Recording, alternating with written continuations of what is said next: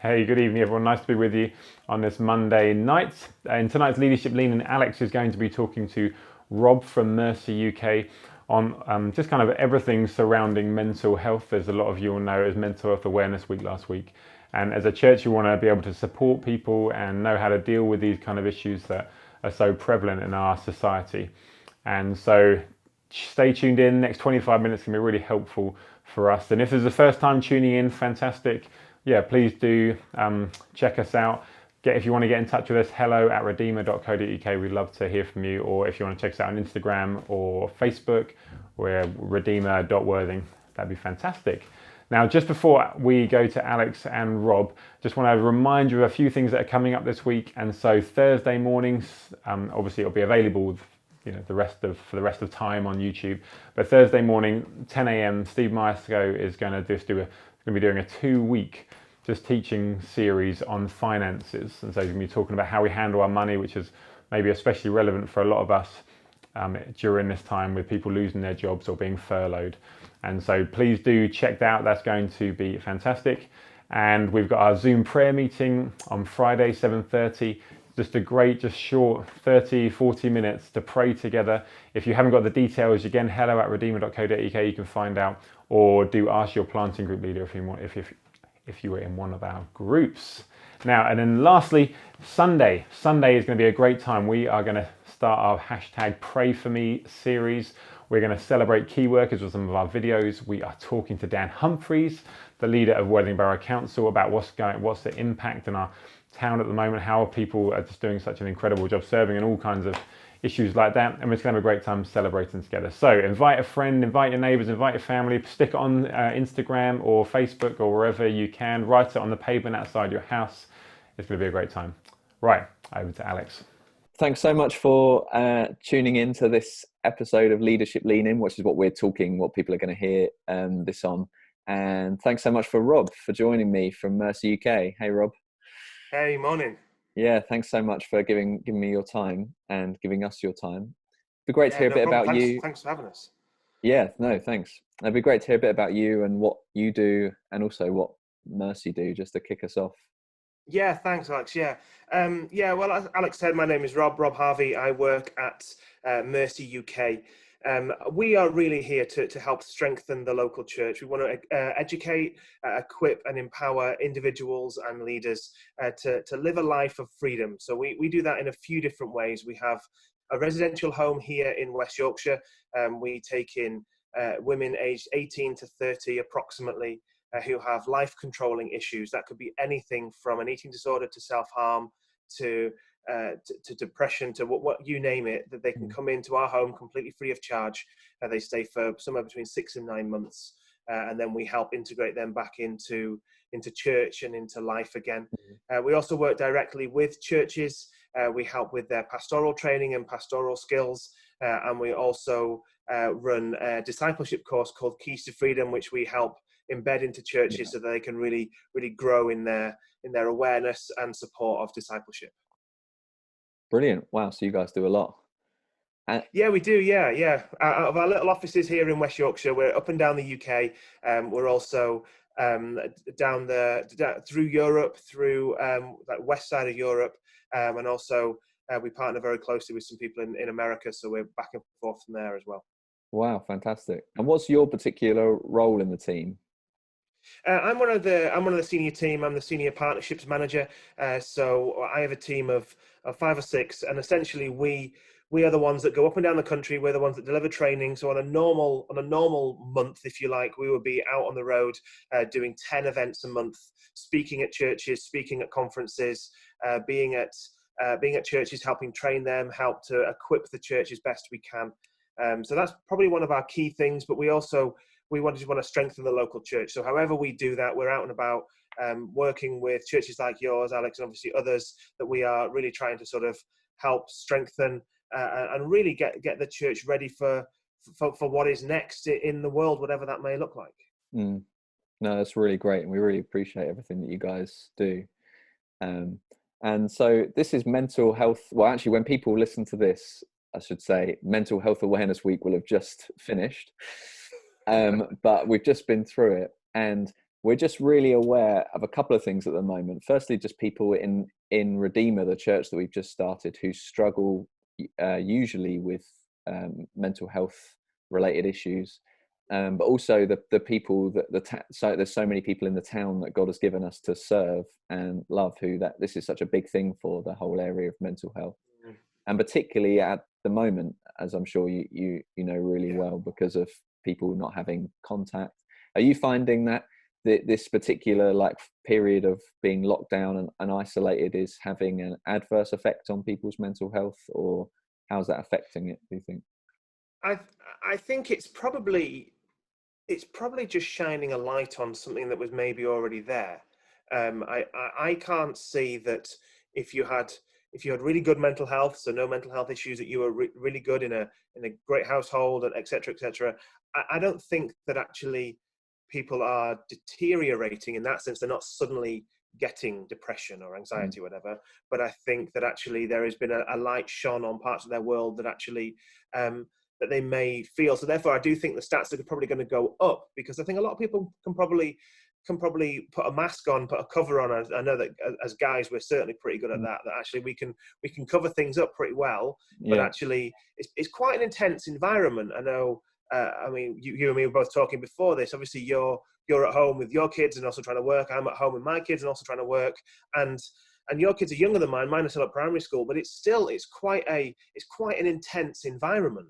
I've never spent this much time with my wife and children in one go, and we're loving it. There's not a problem, but it's still quite an intense environment. I love to go out running, and if it wasn't for the trails and the hills that I have in Yorkshire, I think I may be struggling, to be fair, because it's such an intense environment that we've been in for the last couple of months.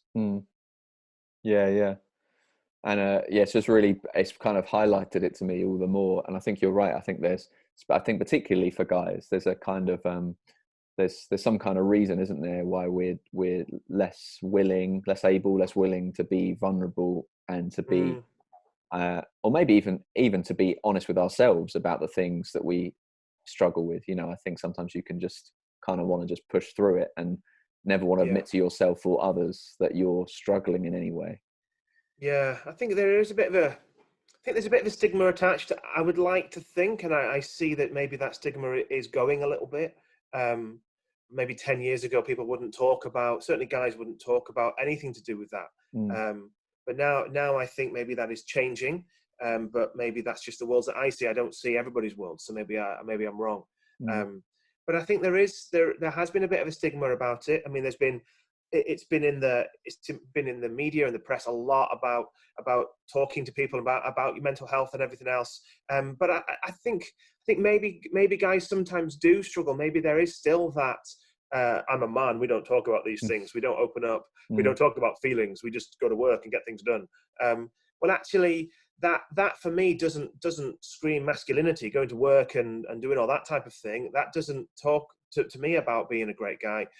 To me, really, it's about having that emotional connection and the ability to sort of open up just a little bit. We're not talking a flood of emotion and start talking about everything in one go, but just to share even sentences that start with "I feel that" or "I feel like" actually is a really good start for guys. And you know what, I think for most people, if a friend went up to them and said, "Oh, you know what, Alex, I'm really struggling with this," there's no way that I know anybody that would say, "Oh, mate, don't talk about that. Right, off you go." It's like whoever they're talking to would be there to support in whatever way they can, even if it's just the occasional drink or the occasional text or the occasional email or phone call or a catch up or something. Like we're in this together as a band of people, especially at this time. And I think you mentioned to me before that one of the things you guys are really aware of is that we can often focus on the kind of outward signs of I guess someone struggling with mental health, and that could be maybe anything from, like, I don't know, the things that you see, angry outbursts or people withdrawing into themselves, or could be a whole load of things. But actually, I guess you guys seem to focus far more on the kind of root causes rather than what happens on the surface. Can you just talk to us a little bit about that, what you mean by that? Yeah, absolutely. Yeah. The phrase that we have is the why behind the what. So the what would be all sorts. The what could be anger, the what could be depression, the what could be an eating disorder, or what could be all sorts, any sort of behavior that we see. Now, I spent many years, 13 years being a teacher. So most of what I saw was obviously the what side of things. If you imagine a tree, these are the branches and the fruits. I would see lots of anger, lots of depression, lots of self-harm. I worked in a high school, so there's a huge pressure on exams and everything else. So we would see a lot of that. But actually, we can spend as a community, we can spend a lot of money on trying to fix all that. And we do. We probably spend millions, if not billions, on antidepressants and anger management classes and everything else that goes with all of this. Yeah. But actually, all those things are happening for a reason. So that's what the why is. So why is it happening? You don't suddenly just wake up one day and want to self-harm. You don't suddenly wake up one day and want to put your fist through a wall. You don't suddenly wake up one day and need to be put on antidepressants. There's a reason that there's a why. There's a reason why all that has happened. And at Mercy, what we really try to do in our residential home, but also with our individuals and our churches up and down the country, is get people to a place of working out why they are doing it. Because if we can heal that, if you imagine if it's a tree, that's the root bit. If we can heal that root, then actually nothing else will grow on that root. So if we heal that root of worthlessness, that I'm not worthy, I'm not good enough, then actually, well, maybe then the branches will change, and maybe we can start to grow some different, more positive fruits on there. That's, I mean, now, that's gone. Oh, no, I was just going to say, we run that in our residential home. We run that in our Keys to Freedom course. And really it's our underpinning. It's our underpinning of all that what we do. Because there can be that breakthrough moment for people. We had some research done recently in our residential home, and it said 92% of our graduates experienced a breakthrough moment when they were either at Mercy or connecting with Mercy, because there can be that breakthrough moment. And I know there's going to be people sitting here that goes, "Oh, you don't know what I've been through." Yeah, you're right. Yeah, I don't. But equally, you don't know what I've been through. So that we've all had to heal in areas. We've all had to dig deep and sort of root out some of those things. But God still breaks through. No matter what's going on, no matter what is going on in your world, God still breaks through. He broke through thousands of years ago. He broke through last week, and he'll break through next week as well.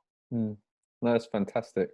And I think that's such an important observation and thing to be aware of, the why behind the what. I think is really helpful. And I don't know if you've got any, I mean, how do you, if you were talking with someone who was trying to, I guess, almost like self-analyze as to why is it that you feel the need to put your hand through the door in those moments, how would you help them explore what their why is behind the what? Because I think a lot of people wouldn't even know that about themselves, let alone, you know, I think we're probably less self-aware than we like to think.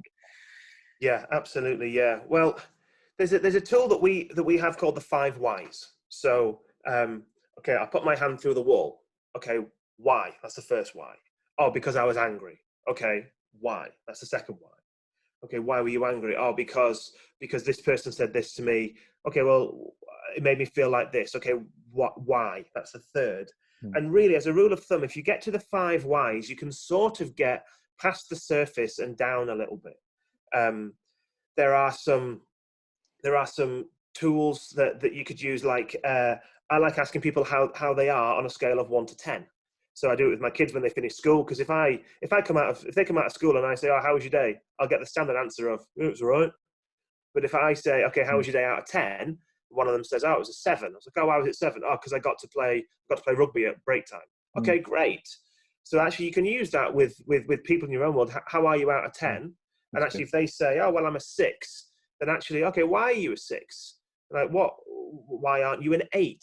Like, what's going on? And that's just a starter. It's like a very open-ended question that allows people to get through it. And also, I would shine a spotlight on at this time one of our Keys to Freedom resource, because that's what it's there for. It's there for people like you and me. It's not there for people that have huge issues. That isn't what it's for. It's a general spiritual MOT. I have my copy right in front of me, right here. So you've got my name in pen at the top. And I really stand by this. This is a great resource that uses exactly what we've spoken about. It uses the why behind the what, and actually it starts just to unpick a few things in our world.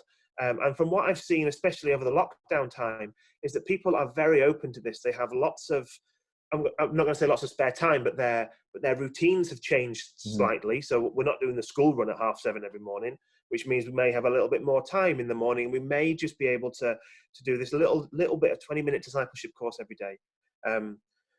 But yeah, I think that, and I think just being honest with yourself, because I think you said we may not be able to be sort of seeing it in ourselves, but also I think we probably can see it in ourselves. Right. Maybe not all of it, maybe some of it, but actually I think if we just took a little bit of time and just thought, oh, actually, maybe my wife is right, maybe I am doing that, or maybe I can see that, maybe that's not great. And that's not a bad place to be, as long as you can sort of name it, you're sort of maybe 80% of the way there of sorting it out. Right. Okay. I mean, that's one of the things I was going to ask you is what. So if you can kind of identify a why behind a what are maybe some short-term things that you can do to kind of help, I guess, that to help you cope with mental health struggles. Also, what are some kind of more permanent things that you can look at, some longer term things that can actually address the real issues rather than just like coping mechanisms, as it were? Yeah, absolutely. I mean, the short-term fixes, the coping mechanisms are very, very important, because if you're struggling right here, right now, me talking about, oh, you can get free a long-term fix, an 8-week discipleship course doesn't sound fun to you, because that's 2 months down the line, and actually you need help now. So obviously it's well documented that exercise is really good. Just get some endorphins into your body, go for a walk, get some fresh air, get out of the environment that you're in just for a little while. Listen to some music, get yourself into, for me it would be listening to worship. I'd certainly suggest that if people wanted to do that. Taking a time out, and I know there'll be many parents that will be tag teaming work and parenthood at the moment, and some days will be amazing and some days will not be amazing. And on those not amazing days, just maybe take a little time out. I will regularly swap it with my wife, and actually I'm not coping right at this very moment, can you take over? And she'll say the same to me. Our son is autistic, so it adds another dimension to our parenthood.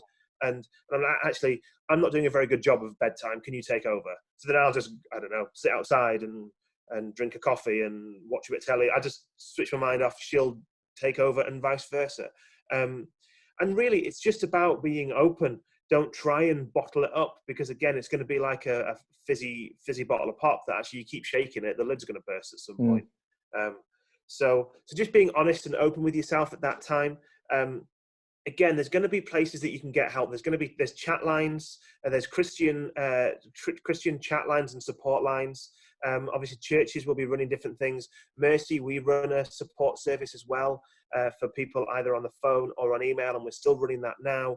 You can just email in and one of us, myself and the team, will get back to you. If you want to call, we can speak to you. So there's places to go and get help.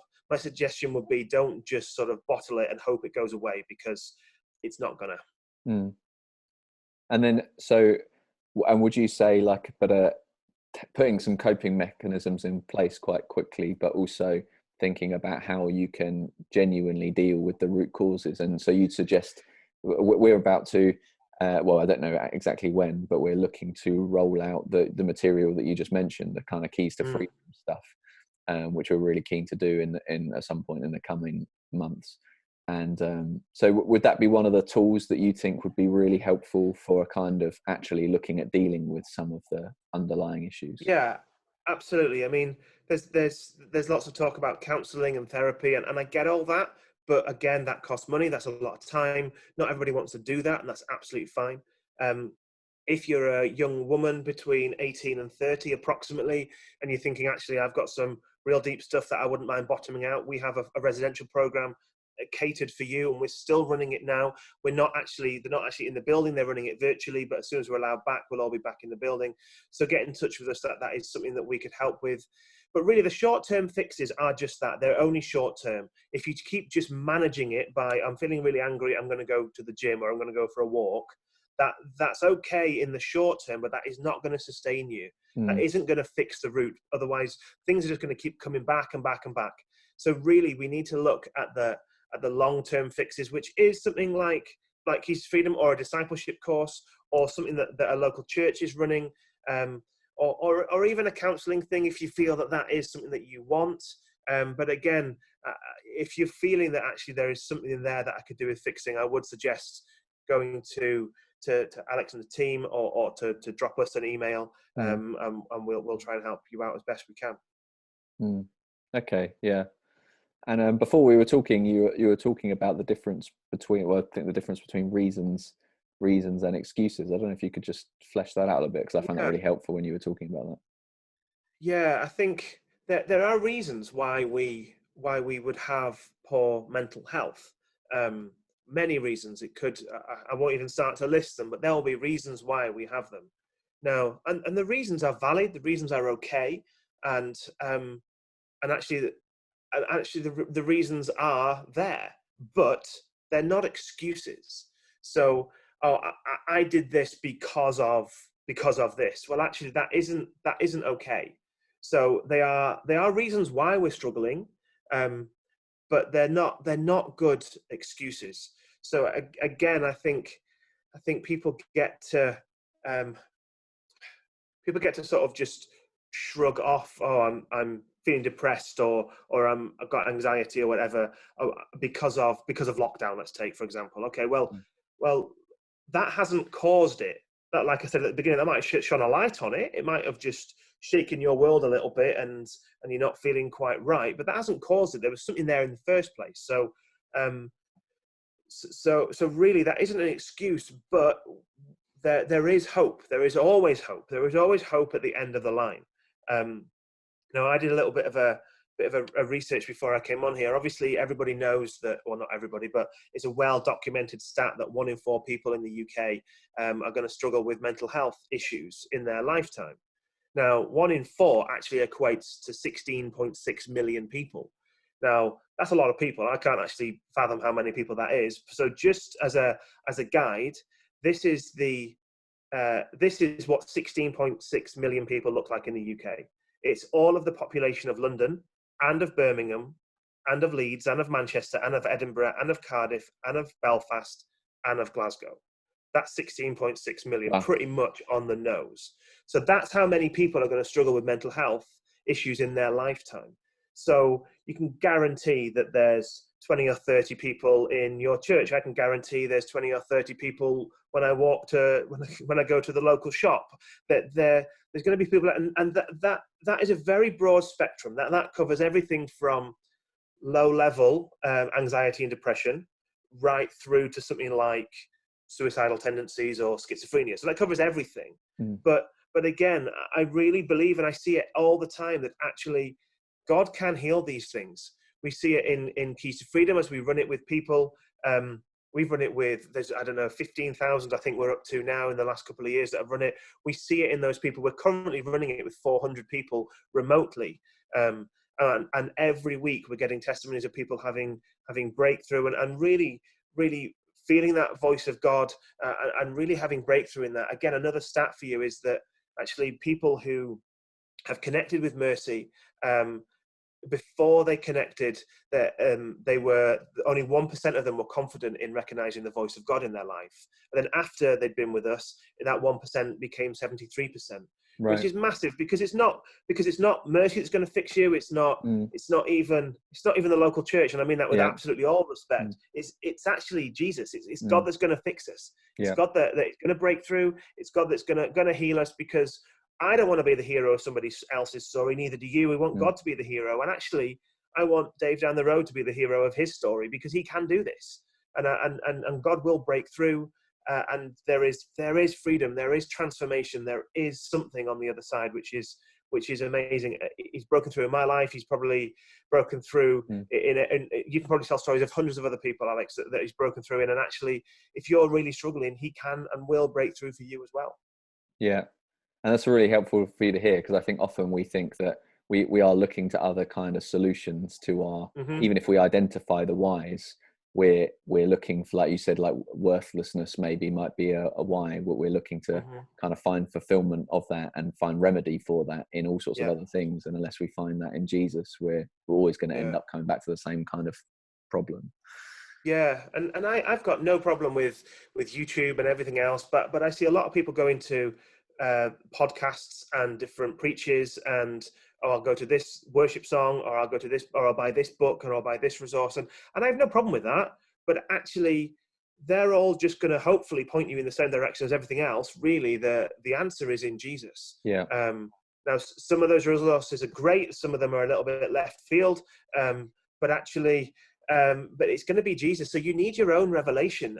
Like my revelation can't be somebody else's, and somebody else's can't be mine. I can't take what they've got. I remember somebody asked me once. He said, "Oh, well, can I just take what you guys have got and can you put it in a pill?" I was like, "Well, we can't put it in a pill, but we can put it in a book called Keys to Freedom. That's the best we've got."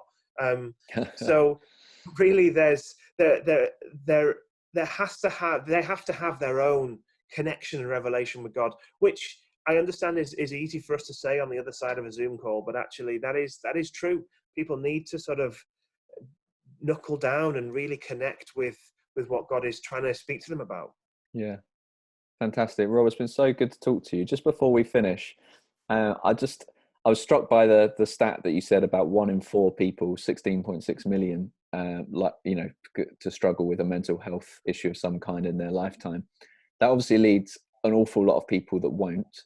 So 3 in 4, and even the 1 in 4 that do, and there'll be lots of people listening to this who do. I've found personally that actually there's benefit in even someone struggling with mental health helping someone else who struggles with mental health. Like the giving out of yourself is actually a wonderful cure. And so, what would you say for everyone who's watching? How can people help others? Like what's maybe 1 or 2 things that everyone can do to help someone else who's struggling in some way with mental health? Yeah. I think we're all on a journey with mental health, because mental health, when we talk about mental health, it's normally in the negative. But as you've pointed out, mental health we all have mental health. It just ranges from good to bad and somewhere in between. Actually, if you imagine it being, I always imagine it being a little bit like a mountain trail, a mountain path. That you've got lots of people on them, and I stumble over a rock. Do I then just carry on walking, or do I turn to my mates behind me and say, "Oh, lads, there's a rock there that's a little bit loose. Walk round it, don't walk over it." Well, clearly, I'm going to turn to my mates and say, "Lads, walk round it. There's a loose rock there." And I think as we journey this mental health thing together, I think that's a perfect example of it. I'm going to trip over some stuff. I'm going to have some stuff in my world that will be good and bad and ugly. And actually, I can turn to somebody else and say, "Actually, I did it this way, this worked." Or I did it this way, it didn't work. And actually, I can put my hand up and say, "I've got some stuff that you can learn. I'm a little bit further along. I might only be 5 meters down the path, but actually, I'm a little bit further on than you are. Maybe this might help." And equally, it needs somebody to sort of put their hand up and say, "Oh, I could do with a little bit of a hand." So if you couple those two together, you've got some people saying, "Oh, I could do with a bit of a hand," and then you've got some people saying, "Oh, I can give a hand because I know I've been there." And actually, if we couple those two together, then I think our world would look very, very different, especially in men's ministry, especially in churches with men and Christians. I think actually if men can get hold of that, because we've all journeyed something, we've all been there and have a story to tell. If somebody can put their hand up and say, "Yeah, I can help a few people," and somebody else puts their hand up and say, I could do with a hand, then actually I think our worlds would be very, very different in 6 months' time. Yeah, no, that's really helpful. Rob, thanks so much for your time. It's been great no worries. to talk Thanks to for you. having me. And I'm sure we'll talk again at some point, particularly when we come to looking at Keys for Freedom and stuff. But yeah, we really appreciate you spending the time with us. Yeah, no worries. Thanks a lot, Alex. Speak soon. Yeah, speak soon, mate. See ya. I hope you found that helpful. Thanks so much to Mercy for taking the time to speak to us on those issues. That's really great. Now, if you haven't already, please subscribe to the YouTube channel. Do follow us on Instagram and Facebook if you want to find out more about what we're about and who we are. If this is your first time tuning in, then do get in touch with us on the redeemer.co.uk webpage. We'd love to connect with you. Have a fantastic week. whatever you're doing, and we'll see you soon. Bye.